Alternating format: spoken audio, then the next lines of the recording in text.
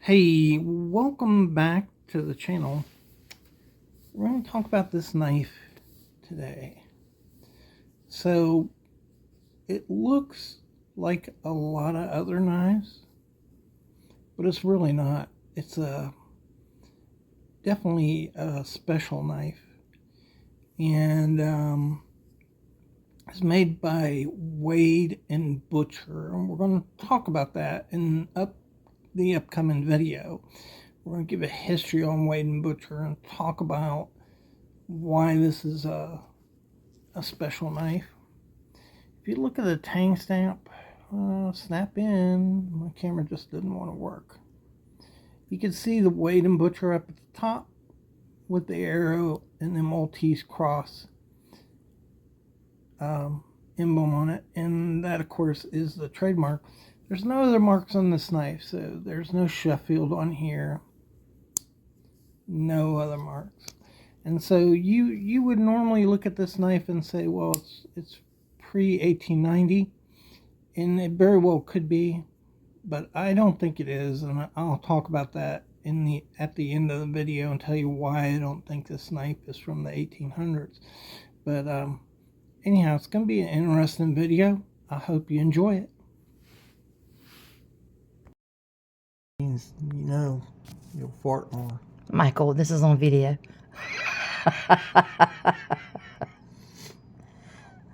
Because things to do with your heart make you fart. Michael.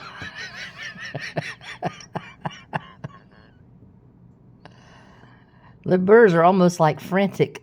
Yeah. They're like, oh, it's cold, but I'm hungry. Oh, it's cold, but I'm hungry. Where's the food? Where's the food? Yeah, they are like jumping up on the ice. Show out here too. Right out here. Where all the birds are, honey. There you go. Now you're getting it. Well, okay. Honey, I don't need you to help me make a video. I'm just moving it. Hey, welcome back to the Fortified Castle. Hi to all my viewers. Yeah, really nice knife here. Here, let me give us a little room here to work. There you go. So let's first look at this knife. Produced by wade&Butcher, which is a name that you can trace back verifiably to the 1730s. And that name was associated with cutlery up until the 1960s. So 230 years of history associated with this name. And this is a beautiful knife. I need to measure it. All right. So this is a 3-inch penknife. You have genuine horn, cow horn scales here. Really nice shield inlaid. And let me just take you in close to this. So look at the precision that shield is laid in to that horn. It's absolutely phenomenal. Phenomenal. Which attests to the quality that this knife is built to. And so horn scales, nickel silver bolsters, nickel silver shield, nickel silver pins, and brass liners on this knife, and it just reeks of quality. You know it, don't you? When you pick this knife up, when you look at it, you know it looks a little different than other knives, and man, it doesn't disappoint. You open this knife up, it is butter smooth. You feel no resistance up to here, and then you got a nice lock up on there. Nice transition between the blade and the back spring. Mirror polish down the throat here into the channel of the blades. There's the pen blade. Look at the mirror polish on this blade. It's just deep, deep mirror polish. And these are forged blades. Listen to that lockup. Resounding click. Just absolutely fantastic knife. Look down inside there. Mirror polish. This knife is so finely built. I want to leave these open for a minute. This knife is so finely built, it could easily qualify for a custom knife if you looked at it. Maybe even better than a custom knife. But if you look down this knife, you see some unevenness in this blade profile. But that's not a bad thing. What that indicates is this is a hammer forged blade. And so a cutler took hot steel and forged the shape of this blade out before it was ever honed or polished or an edge put on it. And a cutler did that. A person, not a machine. And that's the kind of work you get when you... These knives really were akin to custom knives because one guy usually made these knives up to a point. Look at that blade. Just beautiful. Beautiful, man. Beautiful Sheffield quality on this knife. So let's talk about where this knife came from, because there's going to be a little bit of confusion when you deal with these knives.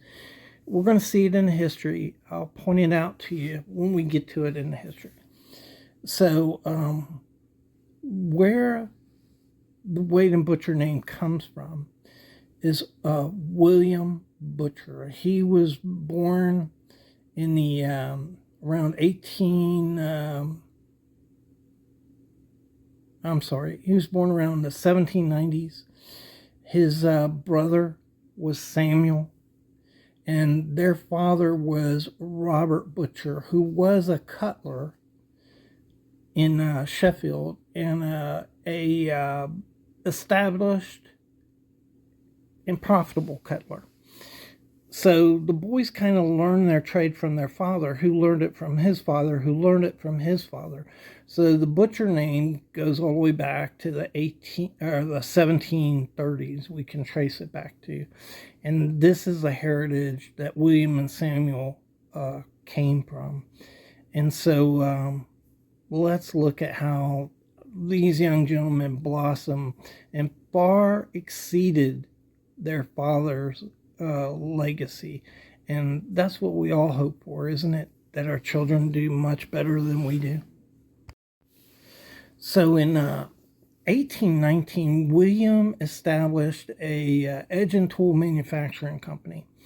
And so he's producing like machetes, sickles, things to be used on the farm is what he's, how he started business. Now he obviously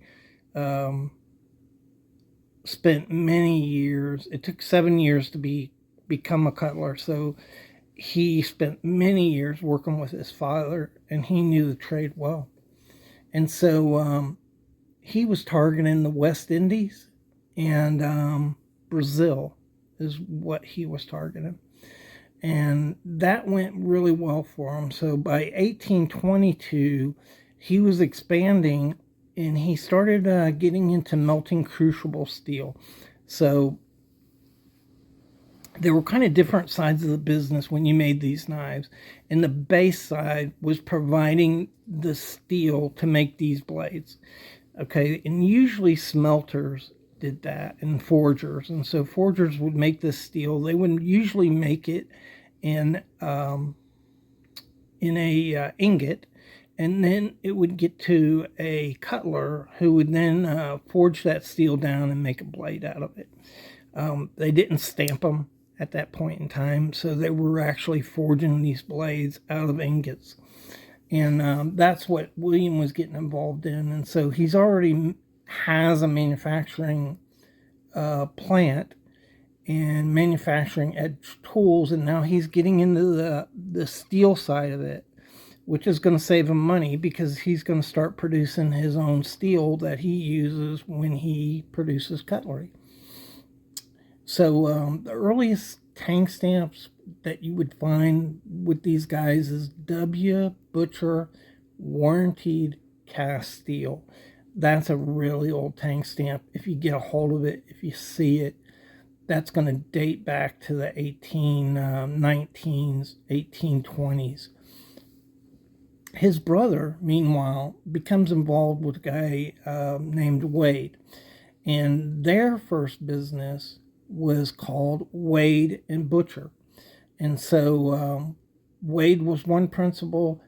We don't know really who the butcher was in Wade&Butcher, but we really believe it's Samuel Butcher. It just makes sense, right? And so they started a business in 1821. By 1825, Wade had passed away. And so Samuel went on to work with his brother. And in 1826, they launched Samuel Butcher, Brown, and Butcher. So it's the two brothers and another principal who was Brown. That partnership was dissolved in 1830, and it became W.S. Butcher, which was William and Samuel Butcher. So William and Samuel Butcher continued to use that Wade&Butcher tank stamp. So you'll see Wade&Butcher tank stamps like this one right here. It is a Wade&Butcher tank stamp, but this is produced much, much later than the 1819s or 1820s. And so they continue to use both tank stamps. The reason being is by 1825, Wade&Butcher had become a premium importer into the United States for razors. And so much so that people would call them Wade&Butchers rather than razor blades. And so that was the quality and the depth of penetration of the American market that Wade&Butcher had achieved with their razors. And so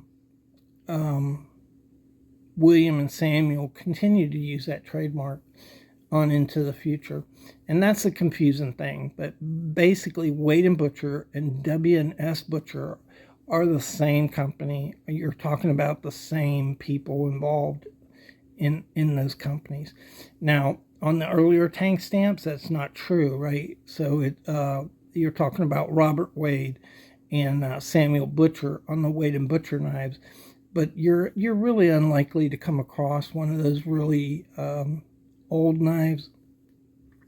So basically, as a general rule, any Wade&Butcher is thought of as a William and Samuel Butcher. So let's get on to it.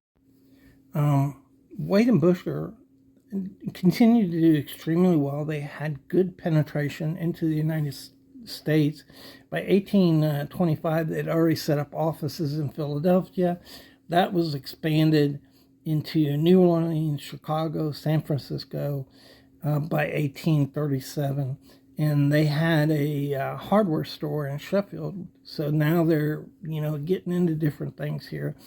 And that's all sign of a robust, good business that they saw. So between 1830 and 1850, the business is expanding and they're doing very well. They had a very good reputation in America.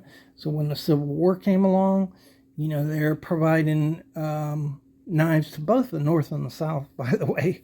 So, they had a good reputation in America. In the Union, bought a lot of their knives for use. And by 1850, they were one of the most important knife manufacturers in Sheffield. So really interesting. Wade&Butcher tried to mechanize they were one of the earliest Sheffield makers to try to mechanize their processes. But back in those days, I mean, we think we live in radical times now, but when they tried to bring in cutting machines, for instance, mechanization into their plant, the unions threw a fit, the cutlers threw a fit, and a bomb was thrown onto the balcony of William Butcher and exploded. And so, mechanization really didn't take hold in England until very, very late because of resistance from the cutlers. And they weren't really successful in bringing that online. By 1860, the end of 1860, though, Americans were producing their own knives, and that business was getting robust and putting pressure on Sheffield. And so they saw their business contracting as Americans, continued to start to buy American-made knives instead of Sheffield knives. By 1870, William died, and eventually Charles F. Butcher, which was William's son, took over the business in 1872. And by that time, you had another cat on the scene called Adolph Castor. Now, you might remember that Adolph Castor was the founder of Camillus. And so Adolph Castor, back in those days, was looking to buy knives out of Sheffield and sell them in America. He was looking for high quality. And one of the people he dealt with was Wade and Samuel Butcher. And so eventually, in 1913, his brother bought W&S Butcher. And in 1918, they decided to sell the company, and Durham Duplex bought it. So Durham Duplex is a company that bought a few other companies as well, but they mainly concentrated on razor blades, and that's what they were used W&S Butcher for, was to produce razor blades for their company. By 1930, Durham Duplex had been buying stock all along. They become majority share owner of W&S Butcher, and they owned it. By 1950, BD Properties purchased W&S Butcher, and by the 1960s, the business had faded away. So, what's the mystery of this knife? I think this knife was probably made in the 1960s. It looks way too new to be from the 1800s. The pins are just perfect. And that's a sign, that's something that occurred, by the 1920s. They were perfecting these pins. And so I doubt this is a pre-1890 knife, even though you would think about that looking at this. There's no Sheffield on here indicating a knife from 1890s. But I believe that what happened is this is an old blade that was obtained when sometime after BD Properties bought the company, and maybe somebody got a hold of these old blades and put this knife together.